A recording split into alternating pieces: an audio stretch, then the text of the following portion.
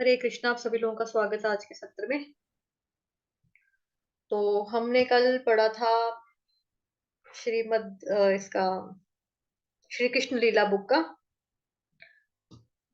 Chapter 21वां अध्याय 21, जिसका शीर्षक था वंशी द्वारा मोहित गोपियां, जो कि कल हमने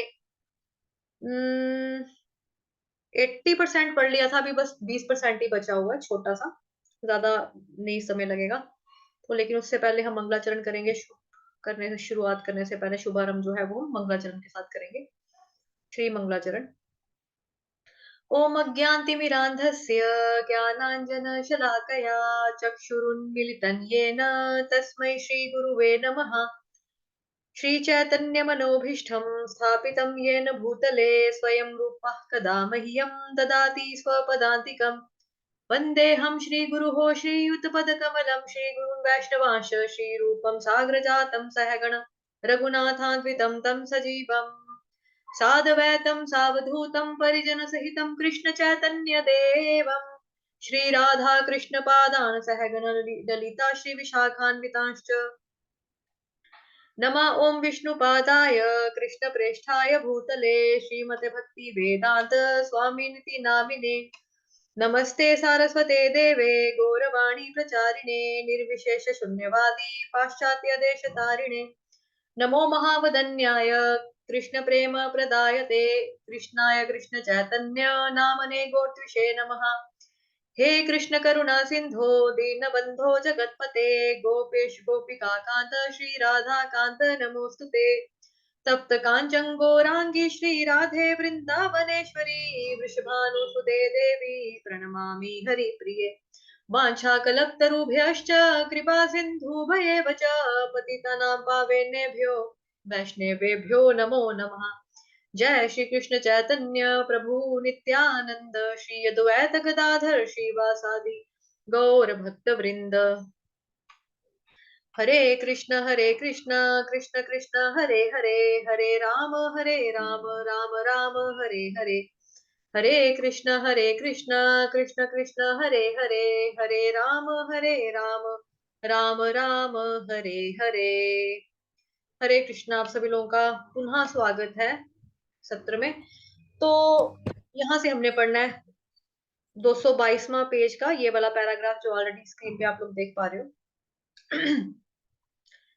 एक अन्य गोपी गोवर्धन पर्वत की अद्वितीय स्थिति की प्रशंसा इस प्रकार करने लगी, यह गोवर्धन पर्वत कितना भाग्यशाली है कि इसे अपने ऊपर चलते हुए कृष्ण तथा बलराम का सानिध्य प्राप्त हो रहा है। मतलब कि जो गोवर्धन पर्वत है उसको बोल रहे हैं बहुत लक्की है, बहुत नसीब वाला है, किस्मत वाला है। क्यों? क्योंकि उसके ऊपर कौन चल रहा है? श्री कृष्ण भगवान। किसके साथ चल रहे हैं? साथ साथ में बलराम जी भी हैं। तो पर्वत को क्या मिल रहा है? उनकी संगति मिल रही है, उनका सानिध्य मिल रहा है, उनका संग मिल रहा है। गोवर्धन पर्वत को भगवान के चरण कमलों का निरंतर स्पर्श प्राप्त है। इसी कृतज्ञता के कारण गोवर्धन पर्वत तरह तरह के फूल, औषधि, मूल तथा अपने सरोवरों से स्वच्छ जल भेंट के रूप में प्रदान करता है। तो वहां पे क्या मिलता है गोवर्धन पर्वत पे? तरह तरह के फल मूल, फल हो गए, फ्लावर्स, मूल हो गए, खाने वाले फ्रूट्स होते हैं, औषधियां, जिन जड़ी बूटियों से हम दवाइयां वगैरह भी उस जमाने में इलाज होता होगा, जो औषधियां, ठीक है, जड़ी बूटियां, और सरोवरों से स्वच्छ जल के भेंट में के रूप में प्रदान करता है। गोवर्धन पर्वत की सर्वोत्तम भेंट तो गऊओं तथा बछड़ों के लिए नई उगी घास है। तो गोवर्धन पर्वत जो है वो इतना खुश होता है कि कृष्ण भगवान मेरे आ रहे हैं, मुझ पर चल रहे हैं, मुझे सेवा का मौका मिला हुआ है, भगवान के जो दिव्य चरण कमल है वो मेरे ऊपर पड़ते हैं। तो गोवर्धन पर्वत प्रसन्नता से, खुशी से भगवान की सेवा करने के लिए रास्ते में क्या बिछाता है? फल उगाता है, फूल, फल मूल, ये सब औषधियां, पानी जो होता है पूरा साफ सुथरा रखता है। और क्या करता है? हरी हरी घास उगाता है। क्यों? क्योंकि कृष्ण भगवान जो है वो क्या है? अभी गोवाले हैं, गोपालक हैं, गौओं की रक्षा करते हैं, गौओं की सेवा करते हैं, गौओं को चराने के लिए लेकर जाते हैं। तो उनकी गौएं आएंगी, उनके फ्रेंड्स की गौएं आएंगी तो क्या करेंगी? गायें और बछड़े जो है ताजी ताजी हरी भरी घास खाएंगी। क्यों? क्योंकि आफ्टर ऑल गायें जो है घास खाएगी, दूध किसको दूध देगी? दूध कौन पिएगा? कृष्ण भगवान पिएंगे, कृष्ण भगवान के दोस्त पिएंगे, वृंदावन वासी जो है वही लोग पिएंगे। तो इस तरह से गोवर्धन पर्वत जो है वो अपनी सेवा जो है उसको देता है और खुशी पूर्वक देता है। और कैसे?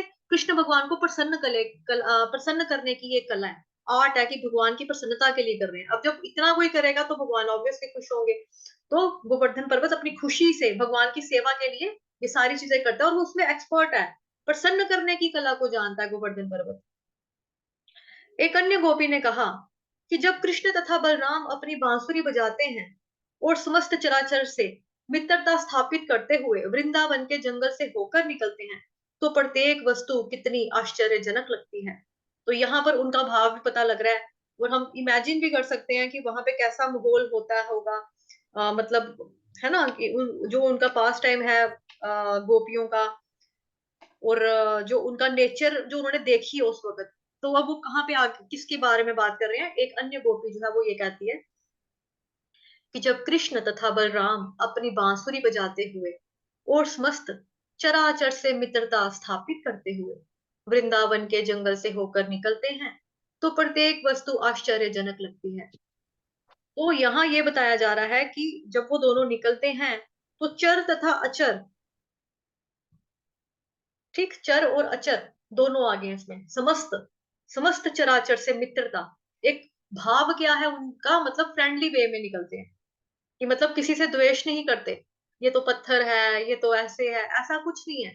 समस्त चराचर से मित्रता स्थापित करते हुए वृंदावन के जंगल से होकर निकलते हैं, तो प्रत्येक वस्तु आश्चर्यजनक लगती है। क्योंकि जैसा कि हम पहले भी बहुत बार डिस्कस कर चुके हैं कि भगवान की जो दृष्टि होती है, केवल दृष्टिपात करने से ही जड़ पदार्थ जो होता है वो जड़ नहीं रहता, वो आध्यात्मिक हो जाता है। तो हमको भले ही लगे, क्योंकि हम भौतिक दृष्टि से देखते हैं ना, अपनी आंखों से देखते हैं, ज्ञान की नेत्रों से नहीं देखते, दिव्य चक्षु हमारे पास नहीं है, तो हम कैसे देखते हैं, अच्छा ये तो पत्थर है, ये तो पेड़ है, ये तो पहाड़ है। लेकिन जो पर्वत है गोवर्धन पर्वत, जहां पे वो चल रहे हैं, तो वो क्या हो गया, आध्यात्मिक हो चुकी है वो सारी चीजें, जैसा कि हमने दामोदर लीला में पढ़ी थी। उस दूध का उबलना, जब दूध उबल जाता है तो दूध जो है वो आध्यात्मिक है। जिस रस्सी से माता बांधती है कृष्ण भगवान जी को, वो रस्सी जो है वो आध्यात्मिक है। प्लीज आप लोग अपने आप को फालतू में म्यूट ही रखो, प्लीज अनम्यूट मत करो। तो ऐसी चीजें जो है वो क्या हो जाती है, जड़ पदार्थ नहीं रहती, आध्यात्मिक बन जाती है। तो उधर क्या हो रहा है, फिर सारी की सारी वस्तुएं जो भी हैं जिसको हम समझते हैं कि जड़ पदार्थ है, वो बेसिकली कैसे लगने लगती है, आश्चर्यजनक लगने लगती है, हैरान परेशान करने वाली हो जाती है कि वाओ, ऐसा कुछ लगता है। तो जब वे अपनी दिव्य बांसुरी बजाते हैं तो जंगल के चलते प्राणी चकित होकर अपने कार्य रोक देते हैं। कि जैसे मान लो कोई शेर है, वो शिकार करने चला हुआ है, हिरन है, कोई नदी के किनारे पानी पी रहा था, तो अचानक जब उनको बांसुरी की आवाज सुनाई देती है तो वो जो चीज करने चाहते हैं ना उसको छोड़ देते हैं, रुक जाते हैं, वहां पर रुक जाते हैं और खुशी से क्या करते हैं, आनंद से वो झूम उठते हैं कि वाह कितनी प्यारी बांसुरी बजा बजा रहे हैं। तो बजा भी कौन रहा है, कोई नॉर्मल नहीं बजा रहा, बजा रहे हैं कृष्ण भगवान बजा रहे हैं, तो दिव्य बांसुरी बजा रहे हैं, भगवान जो है वो बजा रहे हैं। तो कौन कार्य कर रहा है वो बहुत ज्यादा इंपॉर्टेंट है, कि कृष्ण भगवान जो है वो बांसुरी बजा रहे हैं। तो जब वो बांसुरी बजाते हैं तो प्राणी जो होते हैं हैरान हो जाते हैं, चकित हो जाते हैं, खुश भी हो जाते हैं। और क्या करते हैं, वृक्ष तथा वनस्पति, वृक्ष, वृक्ष का मतलब हो गया पेड़, जो एक ही जगह पे खड़ा रहता है, जो चलता नहीं है।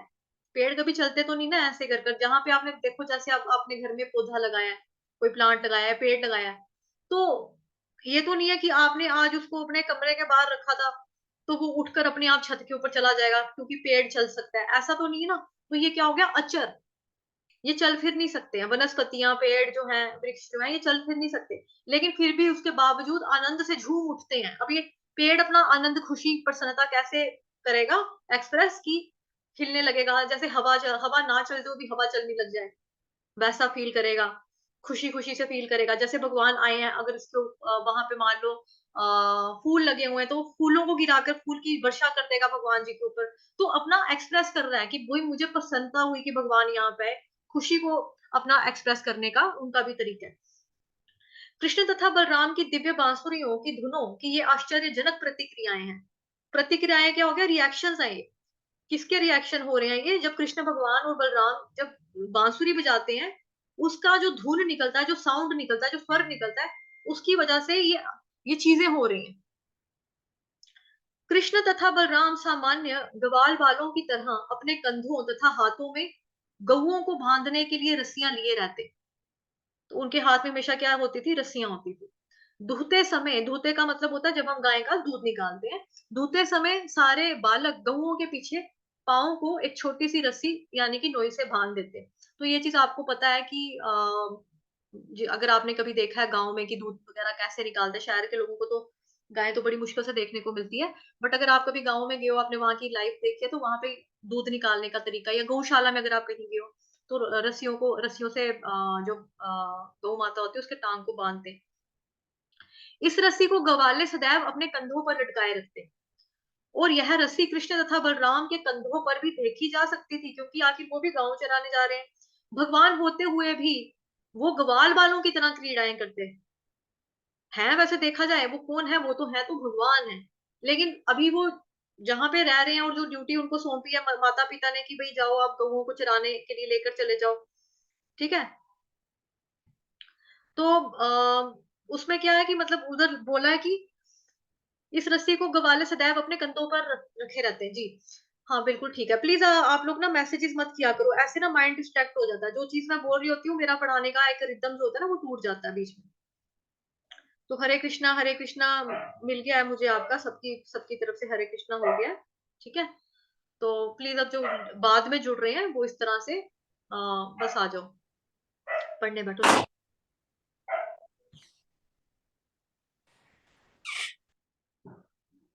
हरे कृष्णा, प्लीज अपने आप को अननेसेसरी अनम्यूट ना करें।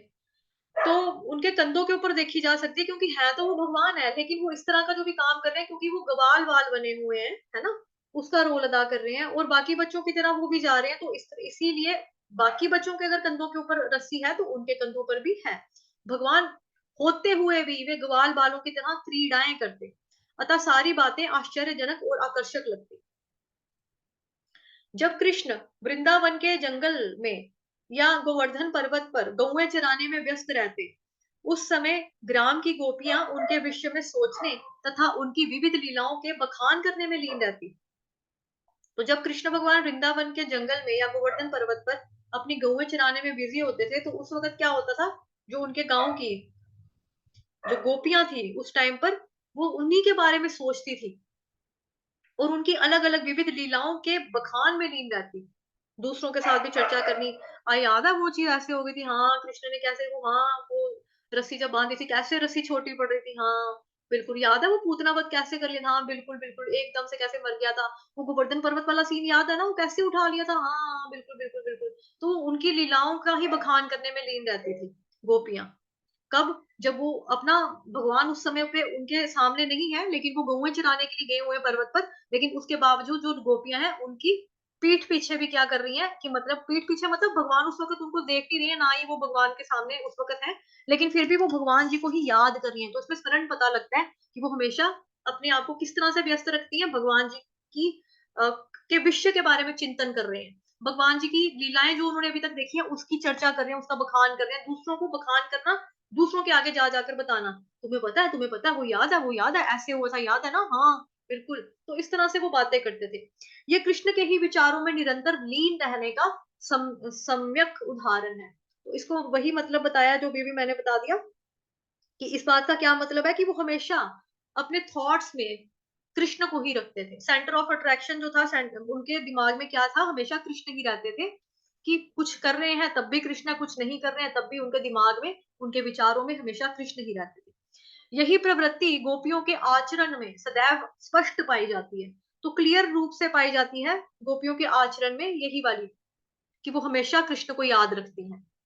प्रवृत्ति क्या होगी, यही प्रवृत्ति का मतलब क्या हो गया, कि वो हमेशा सदैव कृष्ण का चिंतन करती हैं, उनको हमेशा याद रखती है, स्मरण करती रहती है। अतः भगवान चैतन्य ने घोषित किया कि परमेश्वर की पूजा की अन्य कोई विधि गोपियों की इस विधि से श्रेष्ठ नहीं है। तो क्यों कृष्ण भगवान को भी गोपियां अच्छी लगती हैं, क्योंकि गोपियां जो है कृष्ण भगवान के सिवा कभी कुछ सोचती ही नहीं है। अगर खाली भी बैठी हैं, अभी हम अपने फ्रेंड से मिलने जाएंगे, हम उसके बारे में बातें तब करेंगे, उसके साथ जब उसके सामने होंगे तो हम बातें करेंगे। लेकिन वहां पर क्या है कि उनको कृष्ण भगवान सामने हैं तब भी कृष्ण कृष्ण ही दिखते हैं, कृष्ण की ही चर्चा होती है। जब भगवान नहीं है, गौएं चराने गए हैं कहीं पे या सोए हुए हैं, कुछ कर रहे हैं, तो भगवान के बारे में तब भी वो सोच रही है। तो ये हमेशा उनमें ये प्रवृत्ति पाई जाती है और क्लियरली पाई जाती है। इसीलिए जो है भगवान चैतन्य ने ये चीज घोषणा कर दी इस चीज की कि गोपियों से ऊपर किसी की भी भक्ति जो है, प्रोसेस किसी भी भक्ति का ऊपर नहीं है, किसी कोई भी श्रेष्ठ नहीं है। ये गोपियां ब्राह्मण अथवा क्षत्रिय जैसे उच्च कुलों में उत्पन्न ना होकर वैश्य कुलों में उत्पन्न हुई थी। अभी जैसा कि हम जानते हैं कि श्रीमद् भगवत गीता के 4 जो 4th चैप्टर है उसमें शूद्र, वैश्य, ब्राह्मण, है ना? और ये 4 तरह की ब्राह्मण, क्षत्रिय, वैश्य और शूद्र, ये 4 तरह के वर्गीकरण जो है वो किया हुआ है। तो वो कह रहे हैं अभी ये जो गोपियां है ना वो ब्राह्मण नहीं है, वो क्षत्रिय भी नहीं है, जैसे उच्च कुलों में उत्पन्न नहीं हुई है, लेकिन उसके मतलब वो कहाँ पे उत्पन्न है, उनका कुल क्या है, बेसिकली वैश्य। वैश्य बोला जाता है बिजनेस क्लास को। अब उनका बिजनेस क्या है, गोपी है ना, तो गाय की सेवा करनी, दूध जो है वो दोना, गाय ये अपना दूध हो गया, बटर हो गया, मिल्क हो गया, जो लस्सी होती है वो हो गया, मक्खन वगैरह, इन सब का बिजनेस उन लोगों का है काम। ठीक है, तो वैश्य कुल में उत्पन्न हुई थी, और वह भी व्यापारियों की किसी उच्च श्रेणी में ना होकर ग्वालों के कुल में हुई थी। कि मतलब ये भी नहीं कि बहुत बड़ा हाई फाई बिजनेस है जी उनका, फैक्ट्रियां खुली हुई है उनकी, ऐसा नहीं है। क्योंकि देखो आप भौतिक जगत में भी देखो कि अगर जो काम आप कर रहे हो वही काम मैं कर रही हूँ। आपके घर के पास मान लो 2 दुकानें हैं, ठीक है, दोनों दुकानों में जो घर का सामान यूज होता है वही बिक रहा है। एक दुकानदार ने भी दालें, आटा, राशन, चावल रखा हुआ है, मैगी के पैकेट, चिप्स हो गए, कोल्ड ड्रिंक होगी, फ्रूटी जूस, ये सब रखा हुआ, दूसरे ने भी वही रखा हुआ है। अब उन दोनों दुकानदारों में क्या है, एक ही मोहल्ले में 2 दुकानें, तो उसमें कंपटीशन लेवल भी बढ़ जाता है ना, आधा ग्राहक उसके पास जाएगा, आधा उसके पास जाएगा, उसके लिए उसको ग्राहक भी बनाने पड़ते हैं। लेकिन अब यहाँ पर क्या है, कॉमन बिजनेस है, पूरे गोकुल का कॉमन ही बिजनेस, सबके पास ही गायें हैं। तो ये भी नहीं है कि मतलब कि सभी अमीर हैं, सभी की फैक्ट्री है, ऐसा नहीं है, नॉर्मल लोग हैं, वो नॉर्मल है। उच्च कुलों में उत्पन्न ना होकर वैश्य कुल में उत्पन्न हुई थी, और वह भी व्यापारियों की किसी उच्च श्रेणी में ना होकर ग्वालों के कुल में उत्पन्न हुई थी। वे ठीक से शिक्षित भी नहीं थी, एजुकेशन भी उनको मतलब एजुकेटेड भी नहीं थी, ऐसा कि बहुत पढ़ी लिखी है, किंतु उन्होंने वेदों के अधिकारी ब्राह्मणों से सारा ज्ञान सुन रखा था। किंतु वेदों के अधिकारी ब्राह्मणों से उन्होंने सारा जो ज्ञान था वो सुन रखा था। तो गोपियों का एकमात्र कार्य क्या था, कृष्ण के विचारों में दिन रात मग्न रहना। वो यही चीज पे यही चीज करती रहती थी कि मतलब उन्होंने ब्राह्मणों से सुना था, सारा ज्ञान जो था वो सुना हुआ था, और गोपियों को काम क्या था, सिर्फ कृष्ण के बारे में ही सुनना। तो गोपियां जो है उनकी जो भक्ति है वैसी भक्ति कोई भी नहीं कर सका। क्योंकि देखो आपको मैंने पहले भी एक बार बताया था कि गोपियों ने एक बारी ब्रह्मा जी से लड़ाई तक कर दी थी, उनको चैलेंज कर दिया था कि आप अपने आप को कहते हो कि मैं सृजन करता हूँ, मैं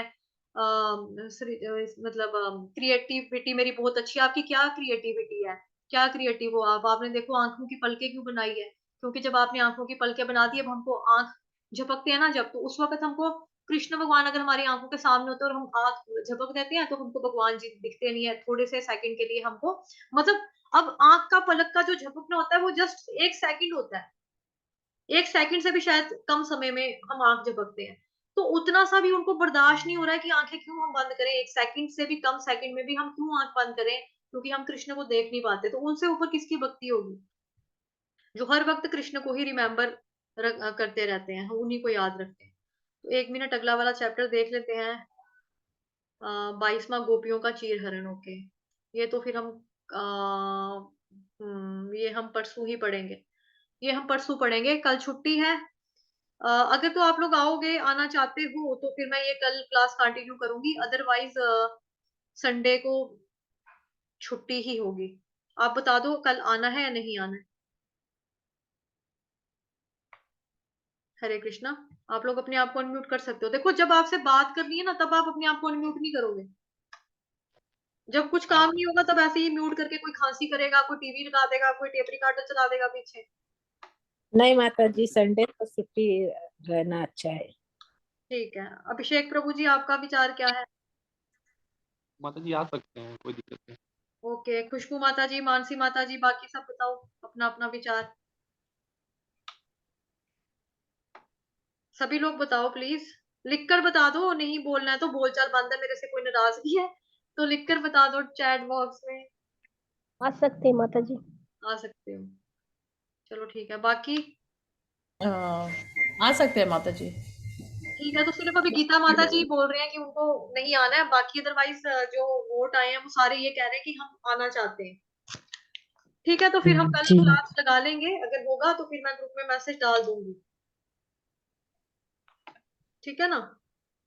जी माता जी। हरे कृष्ण महामंत्र का जाप करेंगे। हरे कृष्णा प्लीज सभी जाप करो।